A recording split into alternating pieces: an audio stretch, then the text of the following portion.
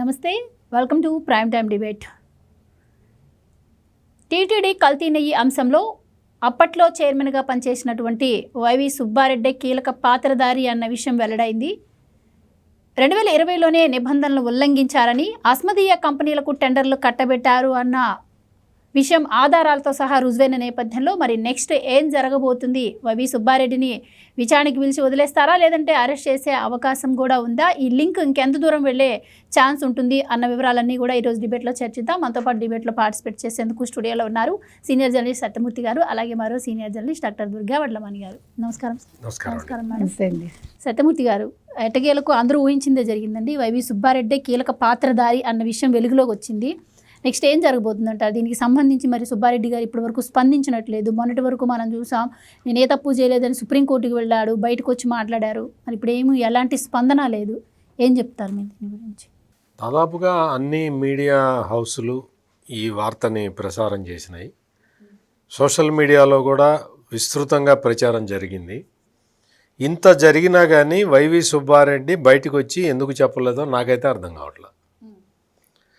ప్రతిదానికి వైవి సుబ్బారెడ్డి లేకపోతే వాళ్ళ అబ్బాయి వైఎస్ జగన్మోహన్ రెడ్డి ప్రతిసారి వచ్చి బయటకు వచ్చి చెప్తారు కదా, ఉన్నవి లేనివి కల్పిత కథలు అన్నీ కూడా వచ్చి బేతాళ కథలు అన్నీ చెప్తుంటారు కదా. మరి నిన్నటి నుంచి ధర్మారెడ్డి వాంగ్మూలం ఇచ్చేశాడు, ధర్మారెడ్డి అప్రూవర్గా మారిపోతున్నాడు, ధర్మారెడ్డి సుబ్బారెడ్డి పేరు చెప్పేశాడు, సుబ్బారెడ్డి ఒత్తిడి వల్లే ఇదంతా జరుగుతున్నది అని స్పష్టంగా సిబిఐ అధికారులకి చెప్పేశాడు అని మొత్తం అన్ని ప్రసార మాధ్యమాల్లో వస్తుంటే ఇప్పటి వరకు వైవి సుబ్బారెడ్డి ఎందుకు స్పందించలేదు? నేను చేశానో నేను చేయలేదనో చెప్పాలి కదా, ఎందుకు చెప్పటం లేదు? అంటే సజ్జల రామకృష్ణారెడ్డి గారు మాట్లాడుతున్నారు అనుకోవచ్చా? ఆయన సచివులని నేను స్టేట్మెంట్ ఇస్తున్నారు కదా. అంటే సజ్జల రామకృష్ణారెడ్డి జనరల్గా చాలామందికి సర్టిఫికెట్లు ఇస్తుంటాడు. కానీ మరి దురదృష్టం ఏంటంటే సజ్జల రామకృష్ణారెడ్డి ఇచ్చే సర్టిఫికెట్లు జగన్మోహన్ రెడ్డి అధికారంలో ఉన్నప్పుడే చెల్లలేదు, ఇంక ఇప్పుడేం చెల్లుతాయి? అందుకని సజ్జల రామకృష్ణారెడ్డిను అంబటి రాంబాబు దగ్గరికి వెళ్ళి సర్టిఫికెట్లు తెచ్చుకుంటున్నాడు అంటే వైవి సుబ్బారెడ్డి స్థాయి పడిపోయినట్ట. అంటే వైవి సుబ్బారెడ్డి తన నేరాన్ని అంగీకరించాల్సిన పరిస్థితులు ఉండటం వల్ల, అంటే తప్పించుకునే మార్గం లేకపోవటం వల్ల గేము చెక్మేట్కి వచ్చిన శుభ సందర్భంలో వైవి సుబ్బారెడ్డి మౌనం వహించాడు అని నా రీడింగు. ఇంకా వైవి సుబ్బారెడ్డికి చెప్పగలిగింది ఏమీ లేదు, చెప్పటానికి ఏమీ లేదు. ఇంకా ఏమో సిట్ అధికారుల ముందర చెప్పటానికి లేదు.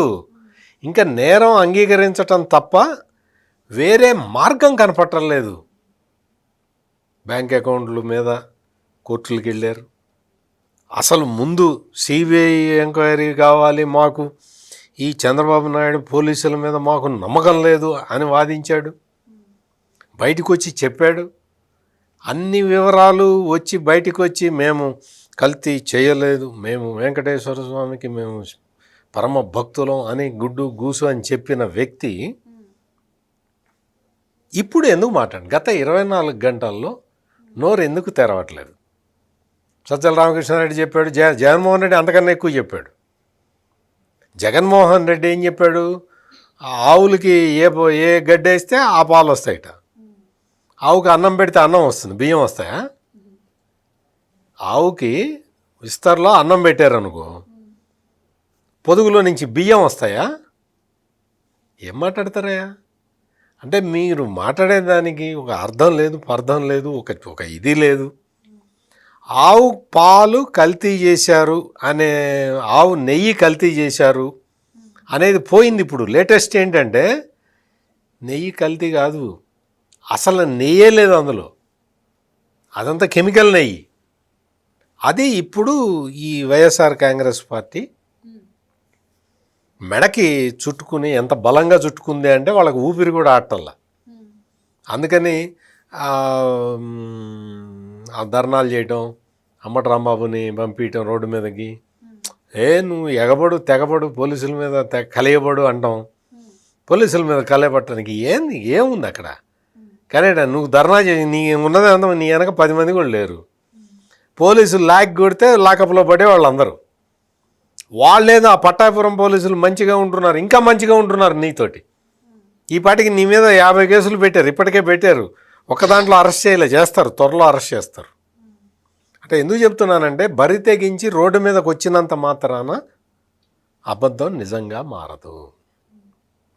నువ్వు చేసిన అకృత్యం ఒక మంచి సత్కార్యంగా మారదు. నువ్వు చేసింది అకృత్యమే. వెంకటేశ్వర స్వామికి అపకారం చేసావు, అన్యాయం చేసావు, అపచారం చేసావు. అందుకని వైవి సుబ్బారెడ్డి ఇప్పుడు ఇవాళ రమ్మన్నారు విచారణకి. ఇవాళ సార్ నాకు కొంచెం పని ఉంది సార్, మా అబ్బాయితో మాట్లాడుకోవాలి అన్నాడు. వాళ్ళ అబ్బాయి అంటే ఎవరు? జగన్మోహన్ రెడ్డి. మరి లీగల్ ఒపీనియన్ అది తీసుకోవాలి. చాలా పని ఉంది వైవి సుబ్బారెడ్డికి. ఇప్పుడు ధర్మారెడ్డి లోపల ఏం చెప్పాడో కనుక్కోవాలి. ఆ తర్వాత ధర్మారెడ్డి అప్రూవర్గా మారాడా లేదా కనుక్కోవాలి. ధర్మారెడ్డి అప్రూవర్గా మారితే ఇతను ఒక రకంగా చెప్పాలి. అదే అడ్వకేట్లతోటి మాట్లాడుతున్నాడు ఇప్పుడు. ధర్మారెడ్డి అప్రూవర్గా మారకపోతే ఇంకో రకంగా చెప్పాలి. ఆ రికార్డులు అవన్నీ చూడాలి, ఎక్కడ ఏం రికార్డులు ఉన్నాయో చూసుకోవాలి. ఇప్పటివరకు సిబిఐ ఏమేమి రికార్డులు తీసుకుందో చూసుకోవాలి. దాని మీద ఏ బేతాళ కథ చెప్పాలో అడ్వకేట్లను అడగాలి. అందుకని సార్ ఇవాళ నాకు కుదరదు, 15వ తారీఖు వస్తానని చెప్పాడు ఈ సుబ్బారెడ్డి. నువ్వు 15 కాదు 35వ తారీఖు పోయినా నీ ఫేట్ సీల్డ్. అయితే ధర్మారెడ్డి గారు క్లియర్గా చెప్పడం జరిగిందండి, చైర్మన్ ఒత్తిడి వల్లే నేను ఇదంతా చేయాల్సి వచ్చిందని చెప్పి. కానీ వీళ్ళు చూస్తేనేమో అసలు నియమ నిబంధనల్లో మార్పులు తెచ్చే ఛాన్సే ఉండదు, అదంతా కూడా ఆ వ్యవస్థ అంతా చాలా పటిష్టంగా ఉంటుంది అని చెప్పి అంటున్నారు. కానీ చాలా నిబంధనల్లో మార్పులు తీసుకొచ్చినట్టు ఈరోజు ధర్మారెడ్డి గారు ఒప్పుకున్నారు. ఏంటి, ఎలాంటి నిబంధనలు ఈ మార్పులు తీసుకురావడం జరిగిందంటారు? వీళ్ళు ఉల్లంఘించిన నిబంధనలు ఏంటి? సాధారణంగా ఇప్పుడు ఏ డైరీ అయినా 3 సంవత్సరాల ముందు దానికి అది రన్నింగ్లో ఉండాలన్నమాట. మినిమం 3 సంవత్సరాలు లేకపోతే వాళ్ళకి ఇవ్వకూడదు. అట్లా కొన్ని నిబంధనలు ఉన్నాయండి. ఎగ్జాక్ట్ నిబంధనలు అంటే నాకు తెలియదు, కానీ కొన్ని నిబంధనలు అయితే వీళ్ళు మార్చారు. అంటే ఇప్పుడు మీరు తీసుకునే బోలేబాబా కావచ్చు, లేకపోతే వైష్ణవి డైరీ ఎస్పెషల్లీ, వాళ్ళు అసలు అంటే వాళ్ళది ఎంత ఉంటుంది, వాళ్ళ సైజ్ ఆఫ్ ఇది ఎంత, అవన్నీ కూడా ఉంటాయి. అంటే మీరు ఇంతకుముందు ఎవరికి సప్లై చేశారు, తర్వాత మీరు అసలు మీ దగ్గర ఆవు పాలు ఉంటాయా లేదా, మీ దగ్గర ఎంత అంటే గోశాల ఎక్కడి నుంచి మీకు పాలు వస్తాయి. ఎందుకంటే మీకు లడ్డూకి వాడాల్సింది ఆవు నెయ్యి కంప్లీట్గా. అంటే స్వామి కైంకర్యాలకి ఏదైనా కూడా ఆవుకి సంబంధించినవే వాడతారు, ఆవు పాలు, ఆవు నెయ్యి అట్లా.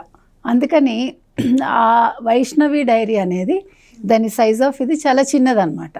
మరి వాళ్ళు ఇంత నెయ్యి ఎట్లా సప్లై చేస్తారు, ఇన్ని లీటర్ల నెయ్యి? అది ఒక క్వశ్చన్. అలాగే వీళ్ళు అసలు బోలేబాబా ఎవరు, మనకు అర్థం కాని విషయం ఏంటంటేనండి, ముందు అసలు టెండర్స్ పిలిచినప్పుడు వీళ్ళు రూల్స్ అతిక్రమించడం ఒకటిను, ఆల్రెడీ వాళ్ళు నందిని ఇది వాడుతున్నారు అంతకుముందు. నందినిని మించి ఇంకోటి లేదు కదా. వాళ్ళు ఎంత సైజ్ ఆఫ్ ఇదైనా అంటే ఎంత నెయ్యి కావాలన్నా వాళ్ళు ఇవ్వగలరు. అలాంటిది నందినిని పక్కకు పెట్టి అసలు నెయ్యి ఖరీదు ఎంత ఉంటుంది మార్కెట్లో, ఇక్కడ వీళ్ళు ఎంతకి ఇస్తున్నారు నందిని వాళ్ళు మనకి, అవన్నీ పక్కకు పెట్టేసి అసలు వైష్ణవి ఎవరు, వైష్ణవిని ఎవరు నడుపుతున్నారు, వాళ్ళ శాంక్టిటీ ఏంటి, వాళ్ళు నిజంగా ఆవు పాలిస్తారా ఇవ్వరా, ఈ బోలేబాబా ఎక్కడి నుంచి వచ్చాడు, అసలు బోలేబాబా ద్వారా ఈ వైష్ణవి వాళ్ళు వచ్చారా, ఇవన్నీ పట్టించుకోకుండా అంటే వాళ్ళు అంటే ఇప్పుడు మనం చదువుకుంటాం చిన్నప్పుడు చూడండి, కోడి కాని కోడి క్వశ్చన్స్ అడుగుతూ ఉంటాం మనం, పకోడీలాగా నెయ్యి కాని నెయ్యి కల్తీ నెయ్యి అనమాట. అట్లా వీళ్ళు ఏం చేశారు, వీళ్ళు మనకి నెయ్యి వైవి సుబ్బారెడ్డి నెయ్యి లేకపోతే జగన్మోహన్ రెడ్డి నెయ్యో, మొత్తానికి మీరు చెప్పింది కరెక్ట్. సో ఆ రకంగా ఏం చేశారంటే, ఎలాగ మనకి నెయ్యి అక్కర్లేదు, పాలు అక్కర్లేదు, ఒక పేరు ఉంటే చాలు, ఒక వైష్ణవి డైరీ అనో మరొకటనో ఉంటే చాలు. వాళ్ళ వెనకాల వాళ్ళ హిస్టరీ ఏంటి అవన్నీ వాళ్ళు ఏం పట్టించుకోలేదు. అది మీకు యాక్చువల్గా టెండర్స్ పిలిచినప్పుడు ఒక కంపెనీ స్టేచర్ ఏంటి, వాళ్ళు అంతకుముందు ఏం చేశారు, ఎన్ని సంవత్సరాలుగా కంపెనీ ఇందులో ఉంది అంటే రన్నింగ్లో ఉంది, వాళ్ళు ఇంతకుముందు ఎన్ని లీటర్స్ సప్లై చేశారో అవేమీ పట్టించుకోకుండా ర్యాండమ్గా ఇచ్చేసుకున్నారు. అది సో మొత్తం వాళ్ళు ఇక్కడ ఉల్లంఘించినట్టే. ఇప్పుడు వాళ్ళు మేమేమీ చేయలేదు, మాకు సంబంధం లేదు. ఇక్కడ ఇంకొక తెలివిగా చేస్తామనుకున్నది ఏంటంటేనండి వీళ్ళు ఎప్పుడైతే బోలే బాబా నెయ్యి మైసూర్కి పంపించి టెస్ట్ చేయించారో అక్కడ అది కల్తీ అని తేలిందో వీళ్ళు చాలా తెలివిగా దాన్ని రిజెక్ట్ చేసినట్టు. అంటే మీకు అర్థమైందా, ఇది కూడా ఒక నాటకమే. అంటే మేము రిజెక్ట్ చేసాం సుమా, మేము వద్దన్నాము, మేము వెనక్కి పంపించేసాం ఆ కంటైనర్స్ అని చెప్పారు. అదే కంటైనర్స్ మళ్ళీ వైష్ణవి డైరీ ద్వారా చిన్న చిన్న వీటిలలో పంపించారు. అంటే నీ ఎడం చేయి తీయి నా బుర్ర చేయి పెడతాను అన్నట్టుగా చేశారనమాట ఇక్కడ. సో వాళ్ళు మార్చింది ఏమీ లేదు, యాజ్ ఇట్ ఈజ్ అన్నీ వాళ్ళు అనుకున్న విధంగా చేసి దాన్ని ఒక నాటకంగా వాళ్ళు మలిచారనమాట. అంటే మనకి ఇప్పుడు చూడండి, మేము మైసూర్ పంపించాము, టెస్టులు చేయించాము, అది కల్తీ అని తేలాక వెనక్కి పంపించేస్తాం, వాళ్ళు వాదనలు వినిపిస్తున్నారు కదా. అంటే ఇవన్నీ కూడా మనకి చూపించటానికి ఇవన్నీ అంతే, కానీ లోపల జరిగిందంతా యథావిధిగా వాళ్ళు ఏమనుకున్నారో అలాగే చేశారు. సో టెండర్స్ ప్రక్రియ నుంచి వాళ్ళు నెయ్యి సప్లై వరకు మొత్తం ఆ సిస్టమేటిక్గా వాళ్ళు ఎలా అనుకున్నారో అలాగే చేయటం జరిగింది. అది ఇక్కడ చేసిన పని అనమాట. సో మొత్తానికి ఇవాళ మీరు మొత్తం వాళ్ళ దగ్గర సిట్ వాళ్ళ దగ్గర ఇవన్నీ లేకుండా ఇవాళ ధర్మారెడ్డిని పిలుస్తారా లేకపోతే సుబ్బారెడ్డిని పిలుస్తారా అండి? ధర్మారెడ్డి ముందు వాళ్ళు ఇప్పుడు సిట్ అంతకుముందు కల్తీ మద్యం కేసులో అదే జరిగింది కదా, వాళ్ళ ముందు ఎవిడెన్స్లు ఇలా పెట్టేసరికి ఒక్కొక్కడు అందరూ కూడా అప్రూవర్స్గా మారారు కదండి. రాజకేశరెడ్డి దగ్గర నుంచి మీరు ఎవరు ఫస్ట్ వాసుదేవరెడ్డి, అదేవిధంగా ఇవాళ ఇది జరుగుతోంది. నిన్న ధర్మారెడ్డి చాలా కూల్గా వెళ్ళి ఉంటాడు లోపలికి, వెళ్ళాక వాళ్ళు మొత్తం ఎవిడెన్స్లు పెట్టాక నోట మాట వచ్చి ఉండదు. ఇప్పుడు మీరు తప్పించుకోవడానికి మీ దగ్గర ఒక అవకాశం ఉండాలి, అది లేనప్పుడు సరెండర్ అయిపోతారు అంతే ఆటోమేటిక్గా. అది మీరు ఇంటెన్షనల్గా చెయ్యరు, మీరు మనసులో ఒకటి అనుకుని లోపలికి వెళ్తారు ఆఫీసర్స్ ముందు. మనం ఇంటర్వ్యూస్కి వెళ్ళినప్పుడు అలాగే చేస్తాం కదండి, మనం అనుకున్నది ఒకటి అక్కడ జరిగేది ఒకటి. ఒక్కొక్కసారి మనం అనుకున్న విధంగా జరుగుతుంది, ఒక్కొక్కసారి జరగదు. కానీ మన టైం బాగుంటే మనం మంచిగా ఆన్సర్స్ ఇస్తాం. ఇక్కడ ఇతని టైం బాగుంది కాబట్టి నిజాలు బయటకు వచ్చాయి, ఇతను అబద్ధం చెప్పక్కర్లేకుండా నిజాలన్నీ ఒప్పుకొని బయటకు వచ్చాడు. కాబట్టి ఇప్పుడు వైవి సుబ్బారెడ్డి ఏం చేస్తారో చూడాలి. ఇప్పుడు ఇవాళ వైవి సుబ్బారెడ్డి టెండర్స్ దగ్గర నుంచి ఎస్ నేనే చేశాను, ఇందులో మార్పులు చేర్పులు పైకి కనిపించవు మీకు, అది నేను చెప్తున్నా. సర్ఫేస్ లెవెల్లో అంతా మామూలుగానే ఉన్నట్టుంటుంది, మీరు డీప్ లెవెల్కి వెళ్ళాక మీకు కనిపిస్తాయి. అందుకని సుబ్బారెడ్డి ఏమనుకున్నారో, ఆ పైన జగన్మోహన్ రెడ్డి ఏమనుకున్నారు, మధ్యలో సజ్జల రామకృష్ణారెడ్డి ఏమనుకున్నారు, ఆ ప్రకారమే మీకు టెండర్స్ ప్రక్రియ నడిచి ఉంటుందండి. మొత్తం నెయ్యి అంటున్నాను, ఆ పామ్ ఆయిల్తో కూడిన రసాయనాలతో కూడిన నెయ్యి లాంటి ఒక పదార్థాన్ని వాళ్ళు మొత్తానికి ఈ లడ్డూ తయారీలో వాడారు. 5 సంవత్సరాలు. మధ్యలో ఎవడో ఒక కమెంట్ పెట్టాడు, అంటే మీకు బుద్ధి ఉందా సత్యమూర్తి గారికో నాకో ఎవరికో, ఏమని మధ్యలో కరోనా వచ్చింది, కరోనా వస్తే మీరు తినడం మానేశారా? కరోనా వస్తే సంఖ్య తగ్గింది, అప్పుడే యాక్చువల్గా భక్తులు మంచిగా వెళ్ళారు ఫ్రీగా, అంటే ఎక్కువ జనాలు లేరని చెప్పి. అయినా కూడా లడ్డు తయారు చేస్తారు కదండి, మేబీ క్వాంటిటీ తగ్గుంటుంది అంతే. కాబట్టి అసలు చేయకుండా లేరు కరోనా టైంలో కూడా, కాకపోతే సంపాదన కొంచెం వాళ్ళకి తగ్గు ఉంటుంది అంతే, ఎవరికి సుబ్బారెడ్డికిను ధర్మారెడ్డి వీళ్ళకి. ఏది ఏమైనా వాళ్ళు టెండర్ ప్రక్రియ నుంచి మీరు అన్నట్టుగా అన్నీ వాళ్ళ రూల్సే పెట్టుకున్నారు. ప్రతిదీ కూడా జే బ్రాండ్స్ లాగా ఇక్కడ వైవి సుబ్బారెడ్డి బ్రాండ్ అనాలో లేకపోతే వైవి సుబ్బారెడ్డి టెండర్స్ అనాలో, మొత్తానికి ఆ విధంగానే నడిచాయి. అయితే ధర్మారెడ్డి గారు విచారణలో ఈ విషయాలు చెప్పడంతో పాటు అండి, ఏ నిర్ణయం తీసుకున్నా కూడా పాలక మండలికి కూడా హైకమాండ్ నుంచి ఏదైనా వచ్చింది అంటే హైకమాండ్ ఆదేశాలతో వచ్చింది, మీరు పాలక మండలిలో వాళ్ళు కూడా అందరూ ఆమోదించాలని చెప్పి మాకు వచ్చింది అని అంటున్నారు. సో నన్ను ఒక్కనే ఎందుకు విచారిస్తున్నారు, సింఘాలు ఉన్నారు, జవహర్ రెడ్డి ఉన్నారు, వాళ్ళు కూడా విచారించాలి కదా అని చెప్పి ఆయన అన్నాడని తెలుస్తోంది. మరి ఇది ఎంతవరకు నిజమో అనేది తెలియదు, కానీ నిజంగానే ఇప్పుడు టెండర్ మార్చిన ఇలాంటి నెయ్యి సరఫరా అవుతుంది అని చెప్పి వైవి సుబ్బారెడ్డి గారితో పాటు అక్కడ కమిటీ సభ్యులందరికీ కూడా తెలిసే అవకాశం ఉంటుంది, అండ్ ఫుడ్ సేఫ్టీ అధికారులకు కూడా తెలిసే అవకాశం ఉంటుంది కదా. సరే ఇంత హై లెవెల్లో దేవుడికి సంబంధించి ఇంత పెద్ద వ్యవస్థలో జరుగుతున్నప్పుడు ఇది బయటికి రాకుండా ఉండే అవకాశం ఉండదు. అంటే అందరూ కావాలని ఈ విషయాన్ని తొక్కిపెట్టినట్టు అర్థమవుతుంది. సో ఇప్పుడు వాళ్ళందరినీ కూడా విచారించాల్సిన అవసరం, శిక్షలు పడాల్సిన అవసరం లేదంటారా? ఇక్కడ ధర్మారెడ్డి గురించి ప్రత్యేకంగా మనందరం కూడా ప్రస్తావించుకోవాలి. అంటే అతను ఆ ఉద్యోగం వదిలేసి చాలా కాలం అయింది కదా అని చాలామంది మర్చిపోయి ఉండొచ్చు. కానీ ధర్మారెడ్డి నేను చెప్పిందే శాసనం అనే రీతిలోనే ప్రవర్తించాడు. జేఈఓగా ఉన్నప్పటి నుంచి కూడా ధర్మారెడ్డి అనుసరించిన విధానం అదే. జేఈఓగా ఉన్నప్పుడు కొన్ని విధులే ఉంటాయి, తర్వాత ఈఓ అయిన తర్వాత కొన్ని విధులు ఉంటాయి. నీకు జేఈఓగా ఉన్నప్పుడే ధర్మారెడ్డి ప్రతి విషయాన్ని నువ్వు ఏం చెప్పేవాడివి, నా వెనక జగన్మోహన్ రెడ్డి ఉన్నాడు, చచ్చినట్టు మీరందరూ నా కింద పని చేయాలి అని చెప్పావా లేదా? అని చెప్పావా లేదా? నువ్వు ఒక దశలో నువ్వు వైవి సుబ్బారెడ్డి పోట్లాడుకున్నారా లేదా? వైవి సుబ్బారెడ్డి ఏమో మాకు జగన్ మా అబ్బాయి నేను ఎట చెబితే అట్ట తింటాడు అన్నాడా లేదా? నువ్వేమన్నావు, నాకు బాసు, నేను తరతరాలుగా నేను వాళ్ళ వంశానికి సేవ చేస్తున్నాను, నేను గొప్ప, నువ్వేంది, నువ్వు ఆఫ్టర్ ఆల్ నువ్వు బాబాయి మాత్రమే అన్నావా లేదా? అంటే మీరిద్దరూ జగన్మోహన్ రెడ్డి దృష్టిలో పట్టడానికి రకరకాల విన్యాసాలు చేశారా లేదా? మరి జగన్మోహన్ రెడ్డి ప్రాపకం కోసం చేసి అంత తాపత్రయపడ్డ నువ్వు మెల్లిమెల్లిగా జేఈఓ నుంచి అడిషనల్ ఈఓ, ఇన్ఛార్జ్ ఈఓ, ఆ తర్వాత ఈఓ, ఇట్లా రకరకాలుగా ప్రమోషన్లు కొట్టేసావా లేదా? నేను పొందావా అన్న పదం వాడాలి జర్నలిస్ట్గా. నేను ప్రమోషన్లు పొందావా అని అంత గౌరవంగా మాట్లాడాల్సిన అవసరం లేదు. ప్రమోషన్లు కొట్టేశావు. నువ్వు వచ్చిన తర్వాత నువ్వు చేసిందేంటి? సర్వం నేనే, ఎక్కడైనా సరే నువ్వే కనిపించావా లేదా? మొత్తం అన్ని బాధ్యతలు నువ్వే నిర్వర్తించావా లేదా? నువ్వు అక్కడ ఉన్న అర్చకులని కూడా ఎంత నీచంగా నువ్వు ట్రీట్ చేశావు. అర్చకుల్ని, భగవంతుడి సేవలో ఉండే అర్చకుల్ని కూడా బెదిరించాడు. అర్చకులు వచ్చి వెంకటేశ్వర స్వామి కన్నా ముందు ఈయనకి దండం పెట్టాలి, ఈయనకి దండం పెట్టిన తర్వాతే గర్భగుడిలోకి పోవాలి. ఇట్లా చేసావా లేదా ధర్మారెడ్డి? నువ్వు మొత్తం గుప్పిటి బిగించి పాలక అంటే మొత్తం టీటీడీ బోర్డు మొత్తం నువ్వే, ఎటు చూసినా నువ్వే, ఎటు చూసినా నువ్వు టీషర్ట్లు వేసుకొని, నువ్వు అడ్డపంచలు కట్టుకొని, నువ్వు వచ్చి రాత్రిపూట తిరిగి నువ్వు టీటీడీ మొత్తాన్ని శాసించిన వ్యక్తివి నువ్వు. బాహుబలి సినిమాలో రమ్యకృష్ణలాగా నా మాటే శాసనం, నీ మాటే శాసనంగా నడిచింది కదా. దాని పర్యవసానమే ఇది. నెయ్యి కానీ కెమికల్ నెయ్యిని తీసుకొచ్చి వెంకటేశ్వర స్వామికి తిండి పెట్టారు. మీ మీద ప్రజలు భరోసా ఉంచి మీకు ఓట్లేస్తే మీరు చేసింది ఏంటి అంటే, ధర్మారెడ్డికి సుబ్బారెడ్డికి వేయలేదు కానీ వీళ్ళిద్దరు బాస్ జగన్మోహన్ రెడ్డికి వేశారు కదా ఓట్లు. మీరు చేసింది ఏంటి అంటే వెంకటేశ్వర స్వామికి కెమికల్ ఫుడ్ పెట్టారు. అది మీరు సాధించిన ఘనకార్యం. ఇప్పటికీ కూడా ఈ కేసు నుంచి తప్పించుకోవటానికి ప్రయత్నం చేస్తూనే ఉన్నారు.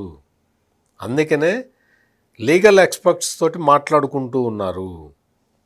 లీగల్ ఎక్స్పర్ట్స్ తోటి మాట్లాడుకొని ఒక నిర్ణయానికి రావటానికి ఇంకా విచారణకి హాజరు కాకుండా టైం అడుగుతున్నారు. మీరు ఎంతమంది అడ్వకేట్లను పెట్టినా ఆ అడ్వకేట్కి కూడా మనసులో ఒక భావన అయితే ఉంటుంది కదా. దొంగలు వెంకటేశ్వర స్వామినే మోసం చేసిన దొంగలు నా ఫీజు మాత్రం కరెక్ట్గా ఇస్తారా అని చెప్పి వాళ్ళు కూడా అనుకోరా? ఖచ్చితంగా అనుకుంటారు. వాళ్ళు మానవ మాత్రలే కాబట్టి. అందుకని వీళ్ళకి న్యాయ సలహాలు ఇచ్చే వాళ్ళు కూడా ఆలోచించాలి. ఖచ్చితంగా మా దగ్గరికి ఏదో క్లయింట్ వచ్చాడు, నేను వాళ్ళకి మంచి సలహా ఇచ్చి బయటపడేద్దాం అనుకుంటాం కాదు. ఇది వెంకటేశ్వర స్వామికి జరిగిన అపచారం. అందుకని వీళ్ళకి ఇచ్చే లీగల్ అడ్వైజులు ఇచ్చే వాళ్ళు కూడా ఇప్పటికే తప్పు చేశారు. వాళ్ళు ఈ పోలీసులు వాళ్ళ అకౌంట్స్ సీజ్ చేద్దామని పోతే అడ్డం తగిలారు. మేము అకౌంట్స్ చూపించమన్నారు, చూపించడానికి వీల్లేదన్నారు, కోర్టుకి వెళ్ళారు, ఆర్డర్ తెచ్చుకున్నారు. ఇప్పుడేమైంది? అందుకని దయచేసి వీళ్ళకి న్యాయపరమైన సలహాలు ఇచ్చే న్యాయపరమైన సలహాల ముసుగులో ఇచ్చే అన్యాయపరమైన సలహాలని దయచేసి ఆపండి. వెంకటేశ్వర స్వామి మిమ్మల్ని కూడా చూసుకుంటాడు. అందుకని ఖచ్చితంగా ఈ దొంగలు దొరికారు. స్వామివారికి అపచారం చేసిన దొంగలందరూ దొరికారు. అందుకని వైసీపీ వాళ్ళు వచ్చి నువ్వు రోడ్డు మీదకి వచ్చి పొర్లు దండాలు పెట్టినా, పోలీసులను బెదిరించినా, నువ్వు సప్త సముద్రాల అవతల ఉన్నావు ఈడ్చుకొచ్చి కొడతానన్నా నీకెవడు భయపడేవాడు లేడు. నువ్వే భయపడే రోజు వచ్చింది, పోలీసులకు కాదు, వెంకటేశ్వర స్వామికి భయపడే రోజు వచ్చింది. ఇప్పుడు ఏదైతే ఈఓగా పనిచేసినటువంటి ధర్మారెడ్డి విచారణ ఉందో దీనిపైన ఇటు టీడీపీ కావచ్చు, జనసేన కావచ్చు తప్పుడు ప్రచారాన్ని ప్రజల్లోకి తీసుకెళ్ళి స్వామివారి మనోభావాలను దెబ్బతీస్తున్నారు, స్వామివారి ప్రతిష్టను అప్రతిష్ట పాలు చేస్తున్నారు. అసలు ధర్మారెడ్డి లోపల చెప్పింది వేరు, బయట వీళ్ళు ప్రచారం చేస్తున్నది వేరు. గతంలో టీటీడీ అధికారులను ఏ విధంగా విచారో ధర్మారెడ్డిని కూడా అదే రకంగా విచారించారు. ఆయన కూడా జరిగిందంతా వివరంగా చెప్పాను అన్నారు. దీన్ని ఏదో ఆయన అంటే కల్తీ జరిగింది అని చెప్పినట్టు ప్రచారం చేస్తున్నారు. ఈ వార్తలన్నీ అవాస్తవం అంటున్నారు. మీరేం చెప్తారు? నిన్న మొదటిసారి మీరు ధర్మారెడ్డి మొహంలో ఒక భయం చూసారా లేదా? నిన్న అతను బయటకు వచ్చి ఆ లడ్డు తీసుకోవడానికి కూడా భయపడ్డా, చూడటానికి భయపడ్డాడు. మీరు గమనించండి. అంటే తప్పు చెయ్యని వాడు అలా ఉంటాడా? నవ్వుతూ బయటికి రావాలిగా.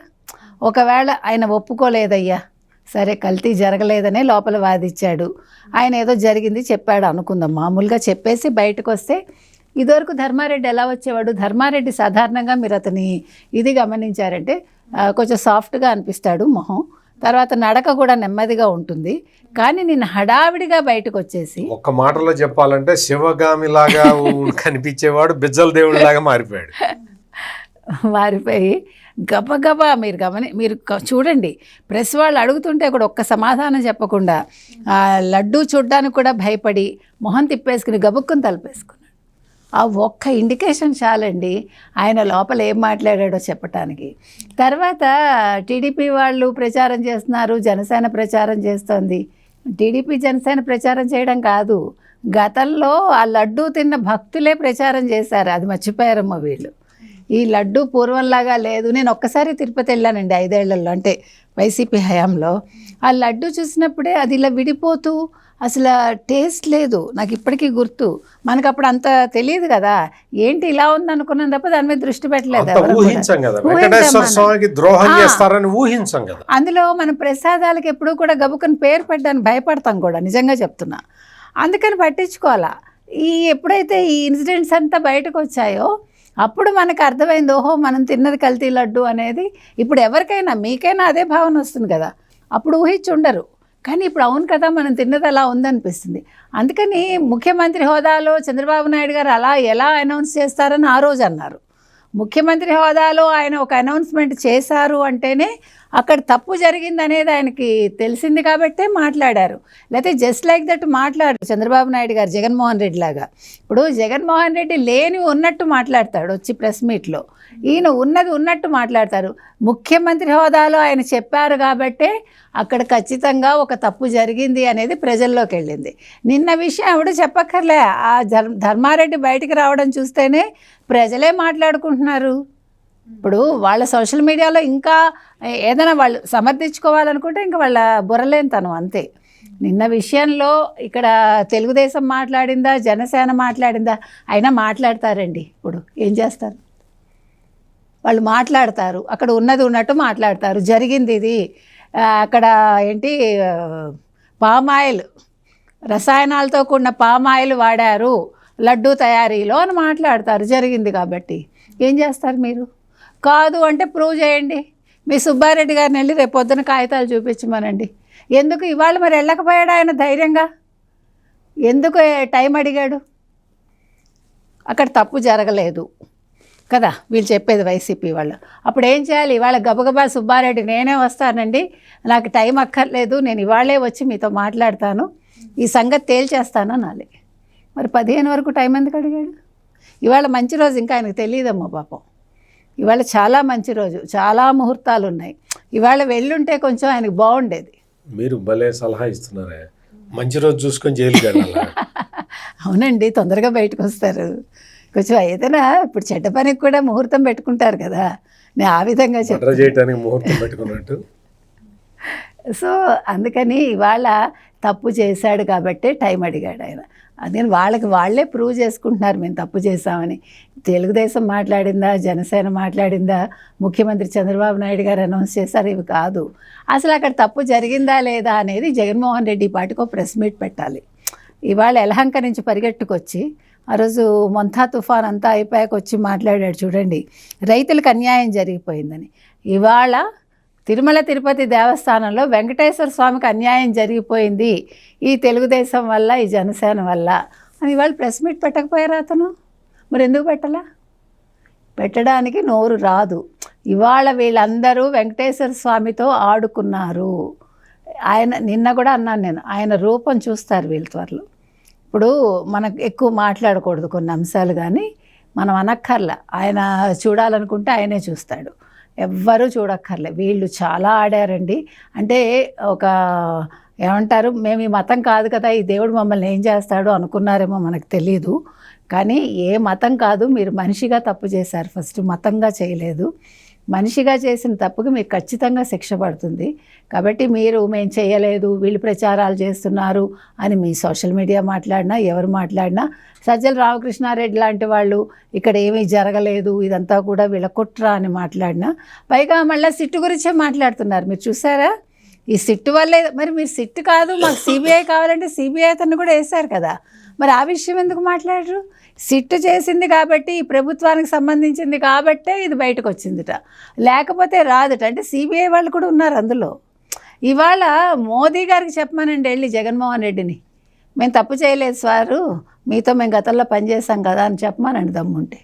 అందుకని సిట్టు ఉంది, సిబిఐ రెండు కలిపే విచారణ జరిపారండి, మొత్తం విషయాలు బయటకు తీశారు. కాబట్టి ఎల్లుండి మరి సుబ్బారెడ్డి గారు ఏం చేయాలో ఇప్పుడు తలలు బద్దలు కొట్టుకుంటూ ఉంటారు అందరూ. కాబట్టి తిన్నప్పుడు ఎలాగ ఆనందపడ్డారో ఇప్పుడు ఎదుర్కోవడానికి కూడా అంత ఆనందంగా వాళ్ళు వస్తే బాగుంటుంది. ఇప్పుడు ఎల్లుండి మనకి తెలుస్తుంది కదా, ఆయన మొహం దించుకొస్తాడో, మొహం ఎత్తుకుని వస్తాడో, నవ్వుతూ వస్తాడో, ఏడుస్తూ వస్తాడో, అప్పుడే తెలుస్తుంది మనకు వాళ్ళు తప్పు చేశారా చేయలేదా అనేది. కాబట్టి ఒక్కరోజు ఆగితే వాళ్ళ ముఖాలేంటో వాళ్ళే బయట పెట్టుకుంటారు. సరే, ఫస్ట్ కల్తీ లడ్డు అంశం బయటపడినప్పుడు భూమన కరుణాకర్ రెడ్డి గారిని చేసిన హడావిడి మీరు చూసే ఉంటారు. అఖిలాండం దగ్గరికి వెళ్ళి నేను ప్రమాణం చేశాను, దీపం ఆర్పాను, ఏవేవో చెప్పారు. అప్పుడు నానా హంగామా చేశాడు, నేనే తప్పు చేయలేదు, ఇక్కడ కల్తీ జరగలేదు అని. మరి ఇప్పుడేంటి కరుణాకర్ రెడ్డి గారు అసలు బయటకు వచ్చి ఏం మాట్లాడారు? మొన్నటి వరకు మనం చూసాం తిరుమలలో చీమ చిట్టుకుమన్నా కూడా బయటకు వచ్చి మాట్లాడే ఆయన ఇప్పుడు మాట్లాడకపోవడం. అండ్ ఇంకోటి కూడా సరే ఏంటి మరి హిందూ సంఘాలు ఇవి కూడా, అంటే కొంతమంది ప్రముఖులు హిందూ సంఘాలు కూడా మౌనంగా ఉంటున్నాయి, ఎలా చూడవచ్చు అంటారు? ఇక్కడ ఏంటి అంటే, ఫస్ట్ నేను భూమన కరుణాకర్ రెడ్డి విషయం చెప్తా. భూమన కరుణాకర్ రెడ్డి ప్రస్తుతం ఆనందంగా ఉన్నాడు. ఎందుకు అంటే తన పేరు ఇంకా రాలేదు కదా ఎక్కడ. ఇప్పుడు మొత్తం ధర్మారెడ్డి, సుబ్బారెడ్డి పేరు చెప్తూ ఉన్నాడు, సుబ్బారెడ్డి వైపు వేలు చూపిస్తూ ఉన్నాడు. మొత్తం అందరూ కూడా, చిన్న అప్పన్న కూడా నాకేం తెలుసు సార్ మా బాస్ చెప్పాడు అని చెప్తున్నాడు. మొత్తం అంతా కూడా ఇప్పుడు తుఫాను సుబ్బారెడ్డి చుట్టూతా కేంద్రీకృతమై ఉంది.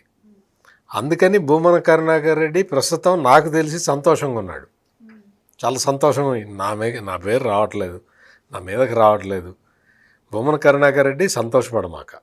ఎందుకు అంటే వైవి సుబ్బారెడ్డి టైంలో ఈ టెండర్ నిబంధనలన్నీ సడలించి ఈ కెమికల్ నెయ్యి తీసుకురావటం మొదలుపెట్టింది. ఆ తర్వాత నీ టైంలో కూడా అదే కంటిన్యూ అయింది. అందుకని నువ్వు బుక్ అవుతావు, సంతోషపడమాక.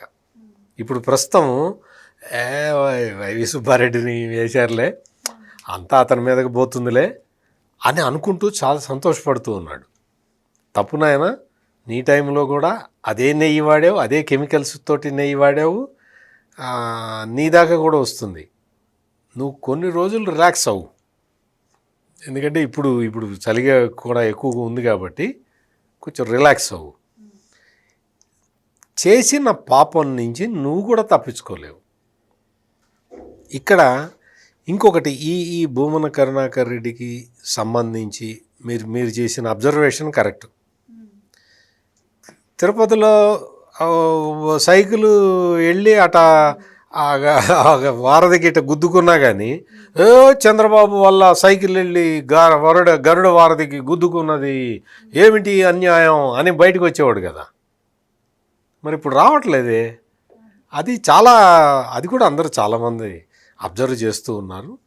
ఇంకొకటి ఏంటి అంటే ఈ హిందూ ధార్మిక సంఘాలు వాటి గురించి మీరు అడిగినట్టే చాలామంది అడుగుతూ ఉన్నారు. ఇక్కడ మనం గమనించాల్సిన విషయం ఏంటంటే ఇది ప్రస్తుతం ఒక క్రిమినల్ కాన్స్పిరసీ, నేరానికి సంబంధించిన వ్యవహారం. ఇది ఇంకా మతపరమైన అంశంగా దీన్ని ఇంకా ఎవరు తీసుకురావట్లేదు. స్వామివారికి అపచారం జరిగింది, స్వామివారికే అపకారం తలపెట్టారు, అంతవరకు ఓకే. దీన్ని ఏంటి అంటే హిందూ ధార్మిక సంఘాలు ఆల్రెడీ టేకప్ చేసినాయి, ఇష్యూని టేకప్ చేసినాయి. వాళ్ళు అనుకున్న రీతిలో పోతూ ఉన్నది, ఆ డైరెక్షన్లో పోతూ ఉన్నది. కాబట్టి ఇప్పుడు అంటే ఎవరు ఏమనుకోవద్దు కానీ దర్యాప్తు సంస్థలు కరెక్ట్గా దర్యాప్తు చెయ్యకుండా కేసుని నీరుగార్చే విధంగా ఆ డైరెక్షన్లో వెళ్తూ ఉంటే హిందూ ధార్మిక సంఘాలు ఉద్యమం చేయాలి. ఇప్పుడు వెంకటేశ్వర స్వామి భక్తులు, నాలాంటి వెంకటేశ్వర స్వామి భక్తులు, లేకపోతే హిందూ ధార్మిక సంఘాలు అందరూ అనుకుంటున్నట్టే కేసు ముందరికి వెళ్తున్నది కదా. దొంగోడు ఒక్కొక్కడు వచ్చి ఎలకల బోన్లో ఇరుక్కుంటున్నాడు కదా. ఇంకా హిందూ ధార్మిక సంఘాలు పెద్ద గొడవ చేయాల్సిన అవసరం ఏముంది? ఆ డైరెక్షన్లో వెళ్లకుండా దోషులకి శిక్ష పడకుండా తప్పించుకునే ప్రయత్నం ఉంటే హిందూ ధార్మిక సంఘాలు ఉద్యమాలు చేస్తాయి. అందుకని ఇప్పుడు ధర్మారెడ్డి దొరికాడు, ధర్మారెడ్డిని పిలుస్తారని చాలామంది ఎక్స్పెక్ట్ చేయలేదుగా. ధర్మారెడ్డి తప్పించుకున్నాడా అనుకున్నారా? అసలు ఉన్నాడా లేడా అనుకున్నారా? ఇప్పుడు మరి వచ్చాడా, వచ్చి సాక్ష్యం ఇచ్చాడా? అంతా నాకు తెలియదు సార్ సుబ్బారెడ్డి చేశాడని చెప్పాడా? ఇప్పుడు సుబ్బారెడ్డి చేశాడా, భూమన కరుణాకర్ రెడ్డి చేశాడా, జగన్మోహన్ రెడ్డి చేశాడా, సజ్జల రామకృష్ణారెడ్డి చేశాడా? ఆ డైరెక్షన్లో పోతూ ఉన్నది కదా కేసు. అందుకని ఎవరూ ఆందోళన చెందాల్సిన అవసరం లేదు. ఆందోళన చెందాల్సిన వ్యక్తులు ముగ్గురు: వైవి సుబ్బారెడ్డి, భూమన కరుణాకర్ రెడ్డి, వైఎస్ జగన్మోహన్ రెడ్డి. ఈ ముగ్గురే ఆందోళన చెందాలి. వాళ్ళు అందుకనే ఆందోళన చెందుతూ ఉన్నారు. మొత్తం ఈ న్యాయవాదులను పిలిచి మాట్లాడుకుంటున్నారు. ఏం చెప్పాలి, ఎట చెప్పాలి, ఈ కేసు నుంచి ఎట తప్పించుకోవాలి, కోర్టులను ఎట్లా ఆశ్రయించాలి, కోర్టులను ఆశ్రయించి దీన్ని ఎట్లా డిలే చేయాలి అని ప్లాన్లు వేస్తున్నారు. మీరు వేసే ప్లాన్ల కన్నా వెంకటేశ్వర స్వామి వేసే ప్లాన్లు ఇంకా బాగుంటాయి, అద్భుతంగా ఉంటాయి. ఆయన లీలలు చాలా చదువుకుంటే మనకే ఆశ్చర్యం వేస్తూ ఉంటుంది. అందుకని ఈ దొంగలందరూ దొరికే టైం దగ్గర పడ్డది, ఆల్రెడీ దొరికారు. మేడం, ఫైనల్గా జగన్మోహన్ రెడ్డి గారు లడ్డు కల్తీ అంశం బయటపడ్డప్పుడు నేను తిరుమల వస్తానన్నారు. అయితే డిక్లరేషన్ మీద సంతకం పెట్టండి అంటే పెట్టాల్సి వస్తుంది అని చెప్పి ఆయన రాలేదు. ఎందుకంటే నేను 4 గోడల మీద బైబిల్ చదువుతానన్నారు. సో అక్కడతో క్లియర్ అయింది, అందరికి ఒక క్లారిటీ వచ్చింది. కానీ జగన్మోహన్ రెడ్డి గారిని మళ్ళీ అప్పటి నుంచి గమనిస్తే మధ్యలో ఆయన చేసిన పనులు, ఒకసారి బొట్టు పెట్టుకొని ఆయన ప్రెస్ మీట్కి హాజరవ్వడం, మరొకసారి చూస్తే వినాయకుని పూజలో పాల్గొనడం, మళ్ళీ ఆ సిచ్యువేషన్ ఏ విధంగా చూడాలంటారు? మరి అప్పుడు స్పందించినటువంటి వ్యక్తి ఆయన సొంత బాబాయ్ అయినటువంటి వైవి సుబ్బారెడ్డి మీద ఆరోపణలు వస్తుంటే ఇప్పటివరకు నోరు మెదకపోవడాన్ని ఏ విధంగా చూడొచ్చు అంటారు? అంటే ఆయన మధ్యలో ప్రజల్లోకి వద్దాం అనుకున్నారు కదా, ధర్నాలు చెయ్యాలి అంటే వాళ్ళందరికీ కూడా చెప్తూ వచ్చారు కదండి. ఒక్కొక్క అంశం మీద ఆయన జనవరి నుంచి బయటకు వస్తాను, లేకపోతే ఏదో కొన్ని టైమింగ్స్ చెప్తూ వచ్చాడు. ఆయన ఒక్కసారి కూడా బయటికి రాలేదు. సో ఆ సందర్భాన్ని బట్టి ఆయన బొట్టు పెట్టుకోవడమో, లేదు మీరు అన్నట్టుగా పూజలు చేస్తున్నట్టు నటించటమో ఏదో చేస్తాడు. కానీ అక్కడ క్లియర్ కట్గా ఆయన మీరు చెప్పినట్టుగా నేను 4 గోడల మధ్య బైబిల్ చదువుతాను, కానీ బయటకు వస్తే నేను మానవత్వం ఉన్నవాడిని, అంటే నాకు ఏ ఇజము లేదన్నట్టు, నా మతం మానవత్వం అన్నట్టు చెప్పాడు ఆయన. కాబట్టి కానీ అది ఎలా కుదురుతుంది? ఇప్పుడు మీరు మొత్తానికి నేను దేవుణ్ణి నమ్మను అని చెప్పాలి, అంతే కదా. లేదు నేను క్రిస్టియన్ అని ధైర్యంగా చెప్పుకోవాలి అంటే నువ్వు క్రిస్టియన్ అని కూడా ధైర్యంగా చెప్పుకోలేకపోతున్నావు. అంటే నీకేం కావాలి? ఓట్లు కావాలి, అంతవరకే. ఓట్ల కోసం నువ్వు నీ మతాన్ని కూడా చెప్పుకోలేవు. అట్లీస్ట్ నీ తల్లికి కొంచెం క్లారిటీ ఉంది, విజయలక్ష్మి గారికి. ఆవిడ బైబిల్ తిరుగుతుంది, గుడికి కూడా రాదు, నీ భార్య కూడా రాదు.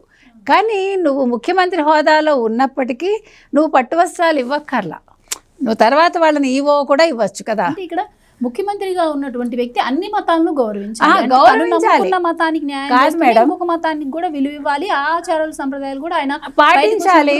ఇప్పుడు వీళ్ళందరూ కూడా ఒక దర్గాకి వెళ్తే నెత్తి మీద టోపీ పెట్టుకుంటున్నారు ఈ మధ్యకాలంలో.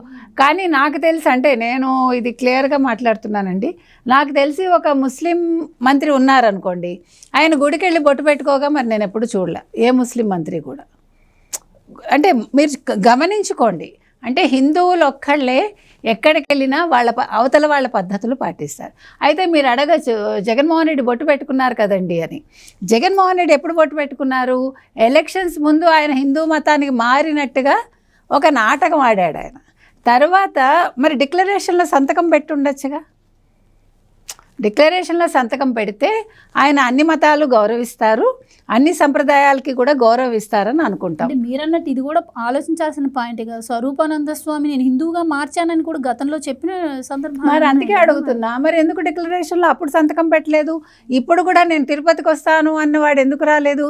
మీరు డిక్లరేషన్లో సంతకం పెట్టాలి అంటే ఇక్కడ దాని మీద వాళ్ళే వ్యాఖ్యానాలు. హిందువులుగా ఉండే మంత్రులు, అంటే గతంలో వైసీపీలో పనిచేసిన మంత్రులు, ఎమ్మెల్యేలే దాని మీద వ్యాఖ్యానాలు చేశారంటే వీళ్ళకి ఓట్లు తప్ప వీళ్ళకి సొంతంగా ఒక ఆలోచన కానీ, ఓకే నేను ఈ మతానికి చెందిన దాన్ని, లేకపోతే ఈ మతానికి చెందిన వాడిని, నేను నా మతానికి గౌరవం ఇచ్చుకోవాలనే భావన లేదు.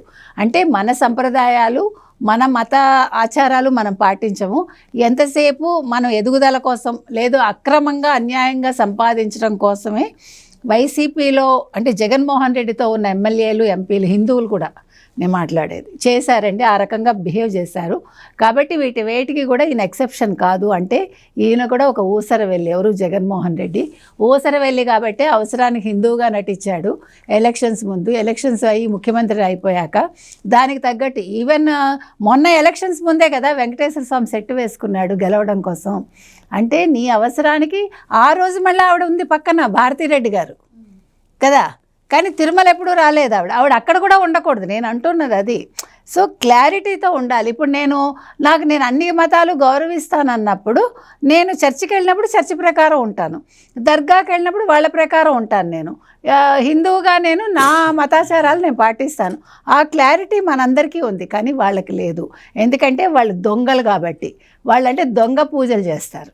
వాళ్ళు ఓట్ల కోసమో, వాళ్ళ అవసరాల కోసమో, లేకపోతే వెంకటేశ్వర స్వామిని దోచుకోవడం కోసమో వాళ్ళు ఇన్ని నాటకాలు ఆడారు. ఎప్పుడైతే డిక్లరేషన్లో సంతకం పెట్టాలన్నారో ఆయన ఆ ముసుగు తీసేశాడు. ఇవాళ ఆయన వెంకటేశ్వర స్వామి గురించి మాట్లాడే దమ్ము ధైర్యం లేదు కాబట్టి బయటకు వచ్చి ఇంకా ప్రెస్ మీట్ పెట్టలేదు.